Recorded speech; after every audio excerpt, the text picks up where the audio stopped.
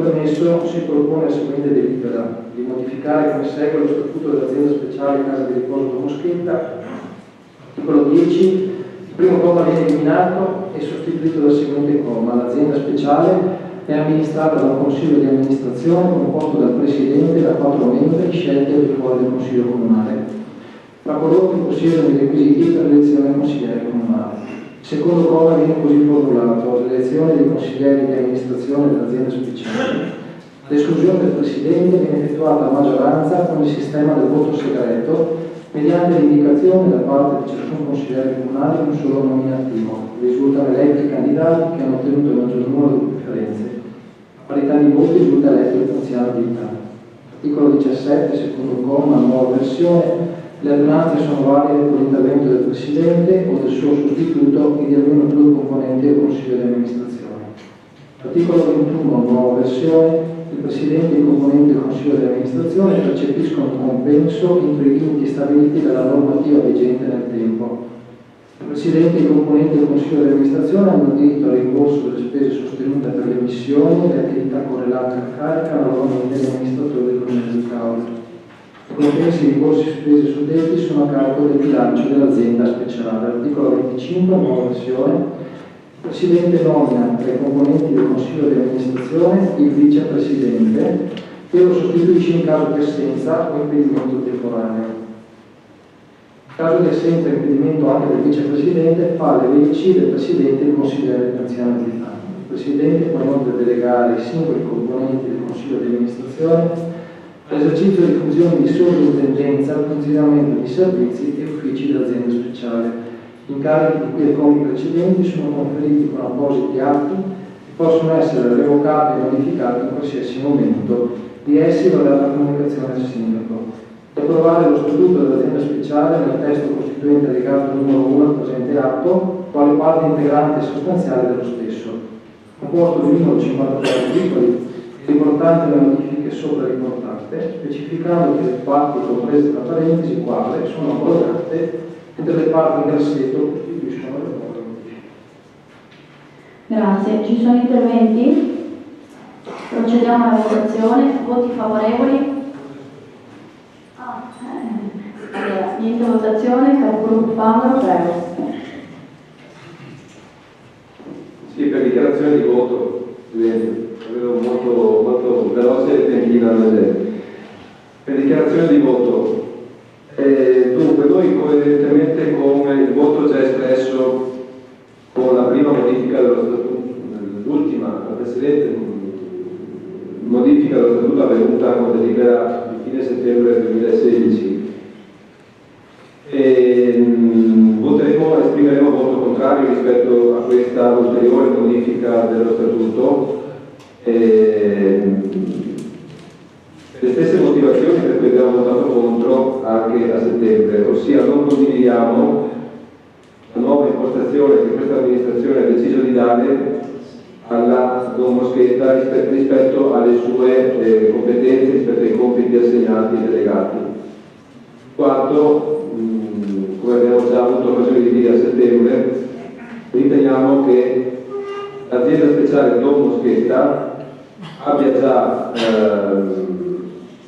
un compito molto importante e molto delicato, che aveva già un compito molto importante e molto delicato, quello della gestione della casa di riposo, un compito che ritenevamo più che sufficiente, e quindi aggiungendo questi nuovi compiti, queste nuove mansioni relativamente alla gestione del verde pubblico, dei parcheggi, pagamento e del capisco comunale, quindi evitando tutte quelle che erano le funzioni della Camera del Patrimonio, il rischio è che si vada ad appesantire e a destabilizzare dal punto di vista gestionale una realtà come quella della Domoschetta, che ha già il suo bel da fare nel gestire la casa di riposo. Grazie. Grazie. Altre dichiarazioni di voto? No. Passiamo ai voti. Voti favorevoli? Contrari? 4. Astenuti? 0. Il Consiglio approva. Passiamo al terzo punto all'ordine del giorno. Ratifica deliberazione di Giunta Comunale numero 248 del 24/11/2016, avente ad oggetto variazione numero 4 in via di urgenza al bilancio di previsione 2016-2018. Relazione all'assessore Barbaro. Grazie Presidente, buonasera. La deliberazione della Giunta Comunale del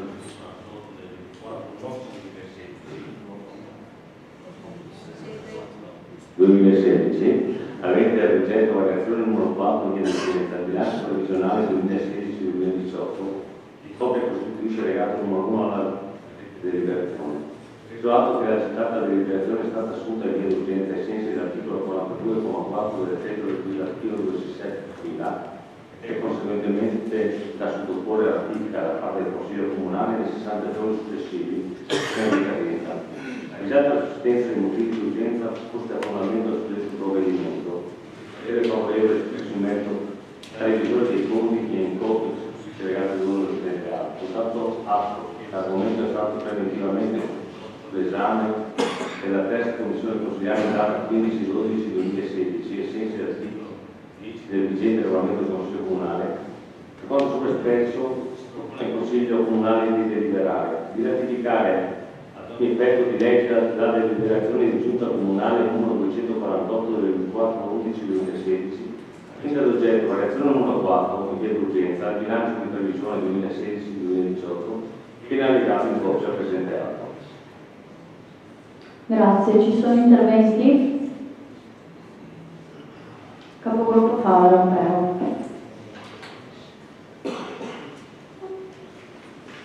Grazie Presidente. Allora, intervengo per chiedere dei chiarimenti in merito a questa variazione di bilancio di previsione.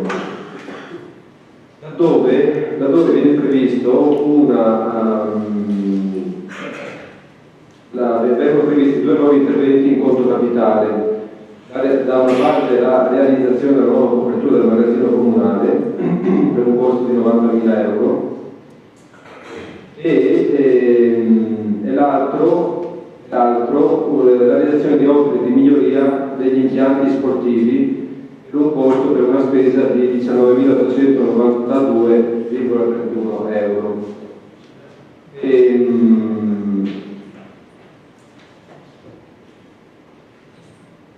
Poi stiamo parlando di due interventi importanti dal punto di vista dell'impegno economico, siccome anche contemporaneamente il nostro gruppo consigliare ha presentato un'interrogazione relativamente alla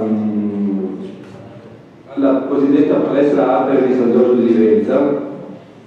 In realtà è più che una palestra, non è solo una palestra, ma è un complesso polifunzionale che giace inutilizzato da buoni 15 anni. E qui si parla di manutenzione e miglioria di impianti sportivi. Volevo capire di quali impianti sportivi stiamo parlando, se magari c'è un riferimento a questa palestra, cosiddetta palestra Aper di San Giorgio, di cui se ne sente molto più bisogno. Grazie.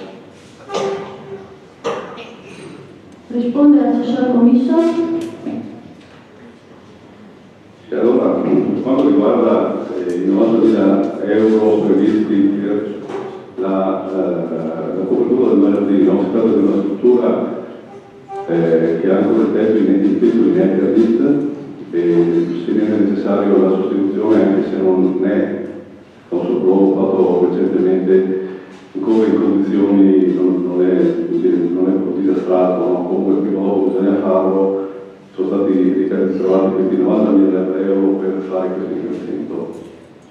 I 19.000 euro a cui si riferisce per gli impianti sportivi sono un finanziamento regionale che abbiamo utilizzato per fare una passerella che è già realizzata sulla parte retrostante dell'attività dello sport, per consentire l'accesso ad alcuni locali che precedentemente erano raggiunti solo da un sottoscala, da un sottopalco in maniera molto scomoda.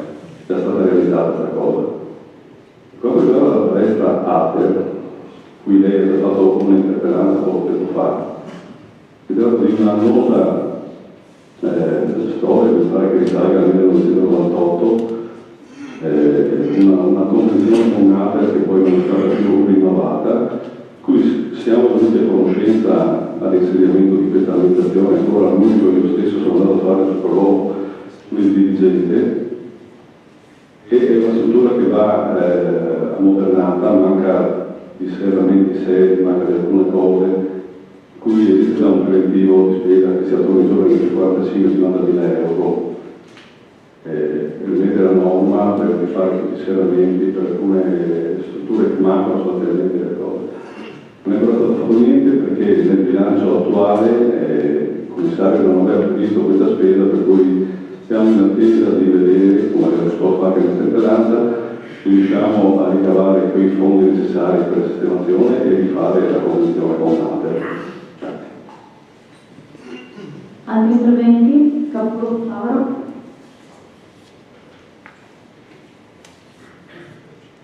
Sì, ringrazio il Cesena per la risposta. Mi permetto, per completare sempre sull'argomento della palestra, mi permetto di sollecitare l'amministrazione a provvedere, già individuando un capitolo, una posta nel prossimo bilancio di previsione, a provvedere possibilmente nel corso del prossimo anno a mettere nelle condizioni questa palestra con impianti fissi, tutto quello che serve, le condizioni per poter essere finalmente utilizzata, in quanto, come dicevo, nella frazione di San Giorgio, come scrivevo nell'interrogazione, la frazione è carente di impianti sportivi al coperto e diciamo il numero di abitanti residenti vi è un'evidente sproporzione tra gli impianti disponibili per i residenti di casa rispetto agli impianti sportivi al coperto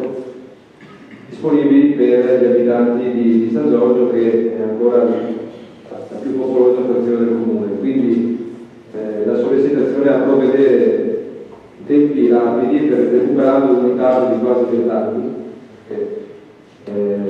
e questa amministrazione eredita, anche se la prima amministrazione Friuli credo fosse a conoscenza della situazione e abbia ricevuto anche le sollecitazioni da parte delle associazioni sportive e culturali che comunque da diversi anni sollecitano tanto l'ATER quanto il comune affinché quella struttura venga finalmente utilizzata. Magari l'assessore, il vice sindaco Comisso non ha preso dell'esistenza di questa problematica a giugno quando si è insediato, però crediamo che chi lo ha preceduto nella prima amministrazione Friuli speriamo almeno ci fosse piena conoscenza della situazione. Comunque, al di là di questo, ribadisco, sollecitiamo affinché vi siano create le condizioni per l'utilizzo di questa struttura. Grazie. Ci sono altri interventi? No, procediamo alla votazione. Voti favorevoli? 12. Contrari? 4. Astenuti? 0. Il Consiglio approva. Passiamo al punto numero 4 all'ordine del giorno, avente ad oggetto la conferma delle aliquote imposta municipale propria IMU esercizio 2017. Relazione all'assessore Barbaro. Chiamata la deliberazione consigliare numero 25 del 1504/2014, ad oggetto determinazione aliquote imposta municipale propria IMU sopra i servizi indivisibili tali esercizio 2014. L'articolo 13 del decreto legge 201 2011 convertito in legge numero 214 2011 e successive modifiche e integrazioni con il quale viene dettato la disciplina dell'imposta municipale propria e segnatamente il comma 6 relativamente alle modalità della determinazione delle aliquote.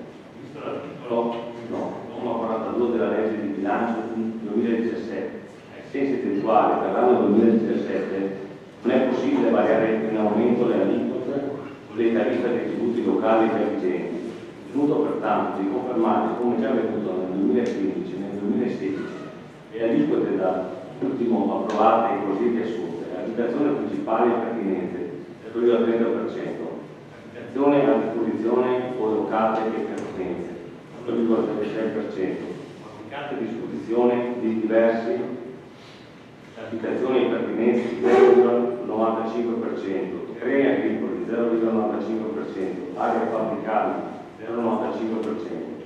Dato atto che l'argomento è stato preventivamente sottoposto all'esame della commissione consigliare in data 15/12/2016, ai sensi dell'articolo 10 del regolamento del Consiglio Comunale, per quanto sottoposto si propone al Consiglio Comunale di deliberare di confermare i segmenti aliquoti IMU per l'anno 2017, abitazioni principali e pertinenti 0,30%, abitazioni a disposizione locate e pertinenze 2,06%, fabbricati a disposizione diverse abitazioni e pertinenze 0,95%, terreni agricoli 0,95%, aree fabbricate 0,95%. Ci dà atto che la presente deliberazione dovrà essere inviata in forma telematica al Ministero dell'Economia e delle Finanze, Dipartimento delle Finanze, ai sensi del combinato disposto dall'articolo 2,2, dall'articolo 446 del 1997, dall'articolo 13 e 15 del decreto legge 201 del 2011, convertito in legge 214 del 2011. Grazie, ci sono interventi? No. Procediamo alla votazione. Voti favorevoli? 12. Contrari? 4. Astenuti? 0. Il Consiglio approva. Passiamo al punto numero 5 all'ordine del giorno, avente ad oggetto la conferma azzeramento aliquote e tributo per i servizi indispensabili, casi, esercizio 2017. Relazione all'assessore Barbaro. Chiamato deliberazione consigliare numero 25 del 15/04/2014, dato oggetto dell'eliminazione aliquote imposta municipale propria IMU, tributo per il servizio di visibilità 2014. Visto l'articolo 1,669 e seguenti della legge 147/2013, successive modifiche e integrazioni con le quali viene abilitata la disciplina del tributo per servizi indivisibili, segnatamente il comma 676, del quale il Consiglio Comunale, per deliberazione adottata ai sensi dell'articolo 52 legislativo 446 del 1997, vuole ridurre l'aliquota fino all'alteramento. Punto pertanto di confermare, come già avvenuto nel 2015 e nel 2016, l'alteramento delle aliquote tali per l'anno 2017, dato che l'argomento è stato preventivamente sottoposto all'esame della terza commissione consigliare in data 15/12/2016, ai sensi dell'articolo 10 del vigente regolamento del Consiglio Comunale. Quanto esposto si propone il Consiglio Comunale di deliberare confermare l'azzeramento delle aliquote per il 2017. Deliberato che la presente deliberazione dovrà essere inviata in forma telematica al Ministero dell'Economia e delle Finanze, Dipartimento di Finanze, ai sensi del combinato disposto dall'articolo 52,2 del decreto legislativo 446/1997 e l'articolo 13, commi 13 bis e 15 del decreto legge 201/2011, convertito in legge 214/2011. Grazie, ci sono interventi? Capogruppo Falo, prego. Per dichiarazione di voto, noi su questo provvedimento esprimeremo voto favorevole e anche per spiegare il voto precedente invece contrario sulle aliquote dell'IVU. Il voto contrario precedente si spiega per una posizione che noi abbiamo già avuto anche in passato, critica rispetto alla ripartizione delle aliquote così come confermate anche quest'anno, mentre condividiamo l'azzeramento della tassa. Grazie. Altri interventi? Procediamo alla votazione. Voti favorevoli? All'unanimità. Il Consiglio approva. Passiamo al punto numero 6 all'ordine del giorno, avente ad oggetto piano regolatore delle acque, approvazione. Relazione al Sindaco.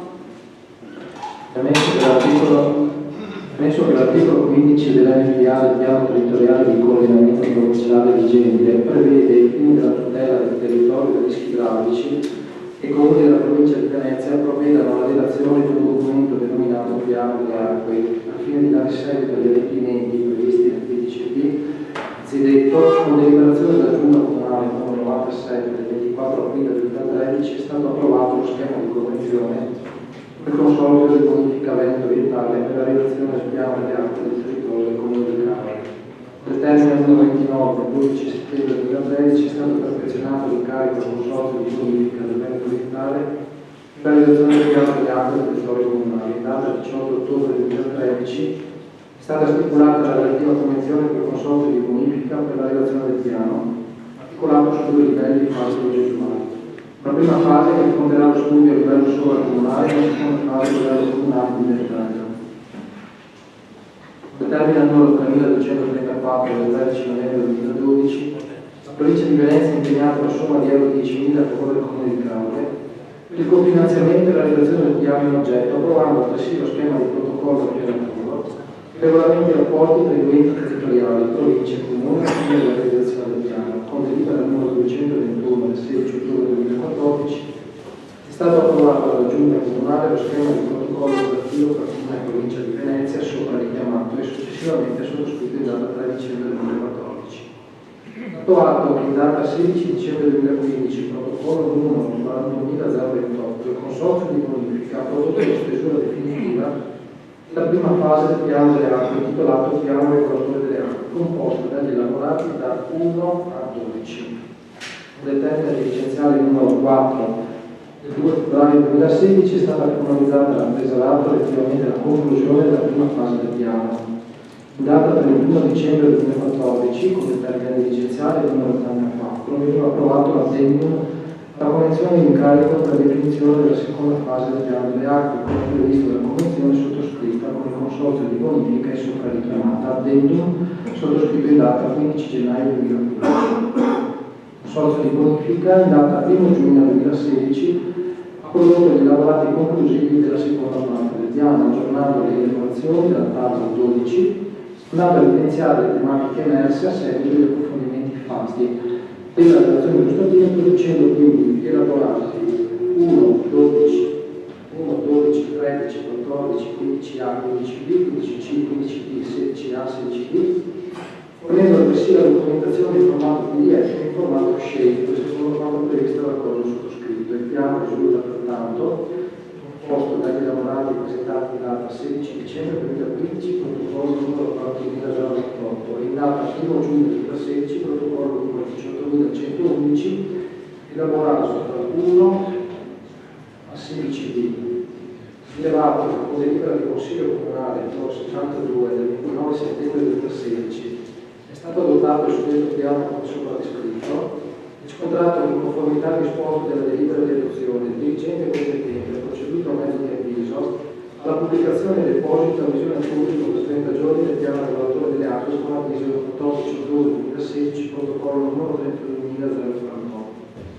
Dato atto che nel corso di 30 giorni dalla data del 14 ottobre 2016 è pervenuta un'unica osservazione depositata dall'architetto Eddie Muscato per conto del signor Pio Baldo, pervenuta l'8 novembre 2016, protocollo numero 34.954, viste le controdeduzioni all'osservazione pervenuta con la scheda allegata redata agli uffici comunali, dato atto che il documento è stato sottoposto all'esame della competente commissione consigliare in data 15 dicembre 2016, propone approvare la seguente delibera: prendere atto della presentazione di un'unica osservazione durante il periodo di pubblicazione del piano e approvare la controdeduzione con le modalità secondo le motivazioni espresse nell'elaborato delle controdeduzioni e delle osservazioni che si trova legato su A alla presente deliberazione e approvare il piano delle acque denominato piano regolatore delle acque redatto dal Consorzio di Bonifica del Veneto Orientale acquisito agli atti in data 16 dicembre 2015, protocollo numero 41.028, in data 1 giugno 2016,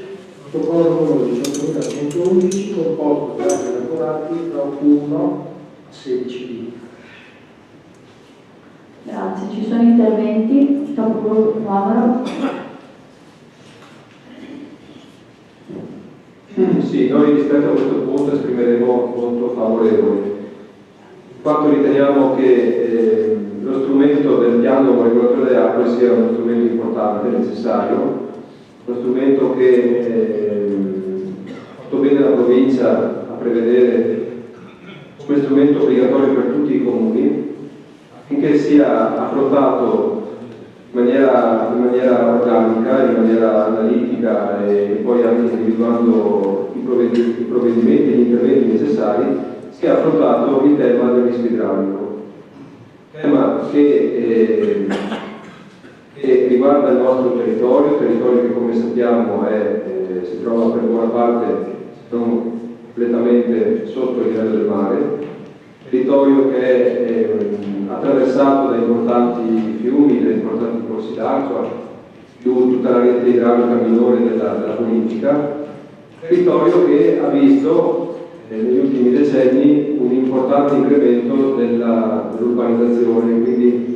la conseguente impermeabilizzazione di terreni che invece in origine erano permeabili alle piogge. Questo significa che il comune di Capua, come tutti i comuni della provincia di Venezia, e poi la cosa mi risulta che sia stata, esempio del dato della provincia di Venezia, sia stato seguito anche dalle altre province venete.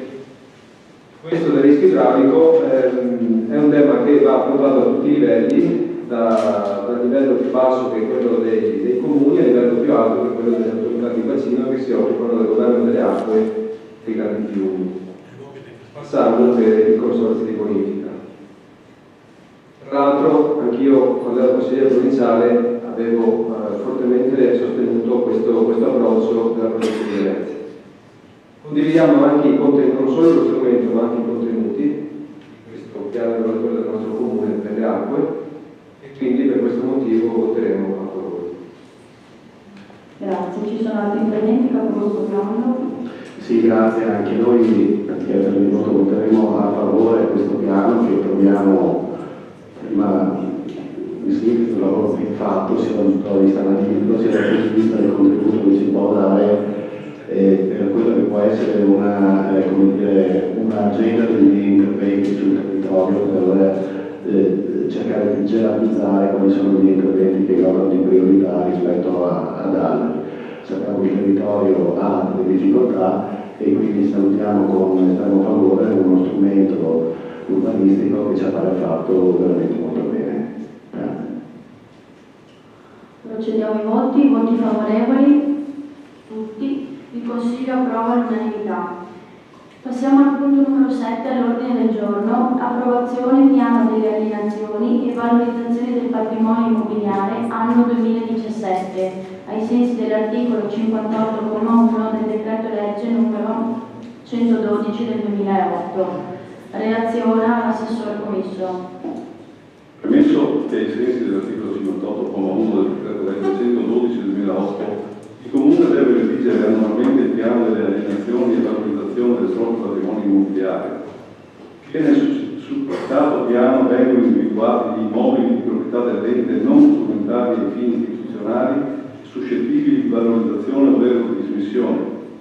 Con deliberazione di Giunta Comunale numero 260 del 1 dicembre 2016 sono stati individuati per l'anno 2017 ai sensi dell'articolo 58,1 del decreto legge 112 del 2008 i beni immobili appartenenti al demanio e patrimonio comunale suscettibili di valorizzazione ovvero dismissione. Visto l'allegato piano delle alienazioni e valorizzazione del patrimonio immobiliare, già adottato con deliberazione di Giunta Comunale numero 260 del 1 dicembre 2016 e ritenuto dello stesso meritevole d'approvazione in ogni sua parte, ritenuto di procedere per l'anno 2017 all'alienazione di alcune unità immobiliari e appezzamenti di terreno come meglio individuati nel suscitato piano delle alienazioni e valorizzazioni allegato A, richiamate le precedenti deliberazioni del Consiglio Comunale numero 51 del 29 luglio 2014 e numero 63 del 25 settembre 2014, aventi ad oggetto acquisizione di proprietà a titolo non oneroso di beni immobili dello Stato ai sensi dell'articolo 56 bis del decreto legge numero 69 del 2013 e dato atto che l'alienazione degli immobili riconducibili al cosiddetto federalismo demaniale saranno oggetti di autonomi trasferimenti, si chiede di approvare questa delibera. Se volete l'elenco, i terreni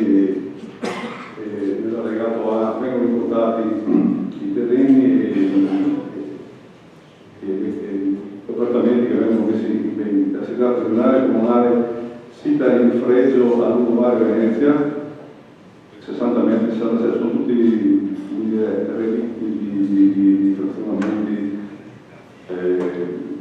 risultati delle nuove misure. Tre comuni siti in rete Lungomare di Venezia per 67 metri quadrati, un'altra per 46 metri quadrati sempre in Lungomare Venezia, un'area comunale via Roma per 31 metri 40, un'altra area a Figo di 24 metri quadrati, un'area in via Nicesio per 28 metri,77, un'altra sempre via Nicesio di via Dragonera per 52 metri e 30. Inoltre si ripropongono, perché come vuole nessuno, un alloggio in via Menotti che viene passato ulteriormente a 50.000 euro, un alloggio in via Restucci nel condominio Colombo per 150.000 euro. Grazie, ci sono interventi. Capogruppo Paolo, prego. Su questo provvedimento, essendo un provvedimento propedeutico al bilancio di previsione, esprimeremo un voto contrario. Altri interventi? No. Procediamo alla votazione. Voti favorevoli? 12. Contrari? 2. Astenuti? 2. Il Consiglio approva. Mettiamo i voti di immediata eseguibilità dell'atto. Voti favorevoli? 12. Contrari? 2. Astenuti? 2. Il Consiglio approva l'immediata eseguibilità. Passiamo all'ottavo e ultimo punto all'ordine del giorno. Mozione avente ad oggetto lavori di allacciamento dei privati alla fognatura pubblica nella frazione di San Giorgio di Rivenza. Se non ci sono obiezioni darei la mozione per letta, visto che l'abbiamo letta nel consiglio precedente. Ok, allora lascio la parola all'assessore Commisso.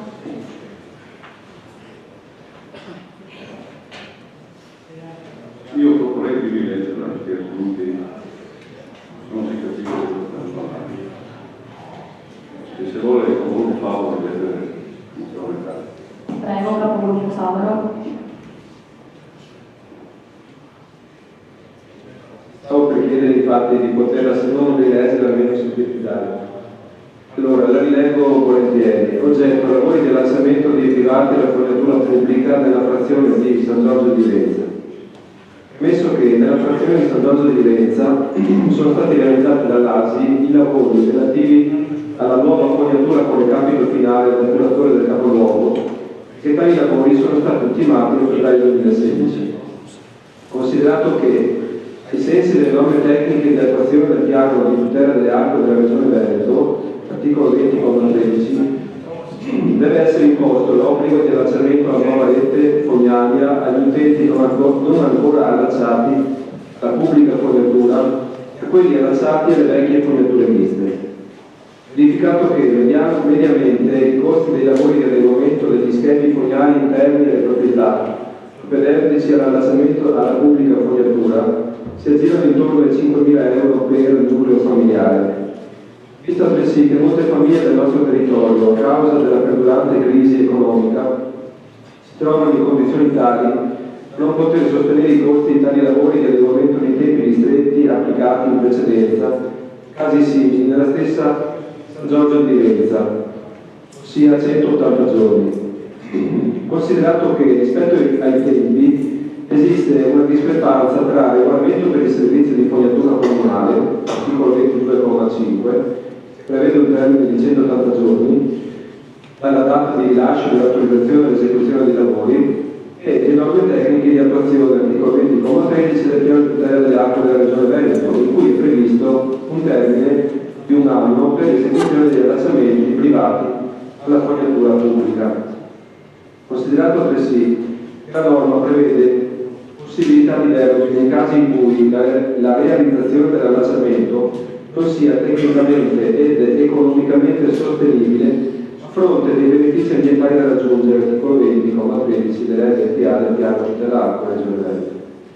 Tutto ciò premesso e considerato, il Consiglio Comunale di Caule impegna il Sindaco della Giunta Comunale a aggiornare il regolamento per i servizi di fognatura comunale per adeguarlo alle norme vigenti, in particolare le norme tecniche di attuazione del piano di tutela delle acque della Regione Veneto. Individuare, di concerto con ASI, le possibili soluzioni tecnico-amministrative finalizzate ad agevolare le famiglie con difficoltà economiche, in particolare prevedendo una dilazione dei termini per l'esecuzione delle opere suddette e o la possibilità di accesso a forme di microcredito a tasso agevolato. Grazie. Assessore Commisso, prego. E allora, volevo fare una risposta che intendiamo dare come maggioranza, magari discutiamo un attimo, ci sono delle imprecisioni su quanto da lei affermato nella mozione. Quanto alla richiesta di aggiornamento del regolamento di fognatura, si sottolinea che tale modifica risulta sostanzialmente superflua, visto che il termine più ampio viene previsto da una norma cronologicamente successiva e gerarchicamente superiore, il piano di tutela delle acque di rango regionale. Tuttavia, per una questione di chiarezza a beneficio dell'utenza, l'amministrazione si impegna ad esaminare l'argomento al fine di consentire l'esecuzione dei lavori in un termine più lungo. In tale materia dobbiamo anche tenere conto delle interferenze della stessa con i delicatissimi aspetti di ordine penale correlati all'inquinamento di corpi idrici superficiali, quindi l'istruttoria dell'atto dovrà essere particolarmente accurata. Per quanto riguarda le possibili soluzioni da individuare con l'ASI, invece, si rileva che da un lato che la dilazione dei termini, oltre al periodo previsto dal regolamento, dati i riflessi di ordine penale, che sono tra l'altro stati inaspriti recentemente, potrebbe risultare maggiormente pregiudizievole per il singolo utente e dall'altro che l'esecuzione dei lavori implica un rapporto tra il singolo e l'impresa privata, nell'ambito del quale è possibile concedere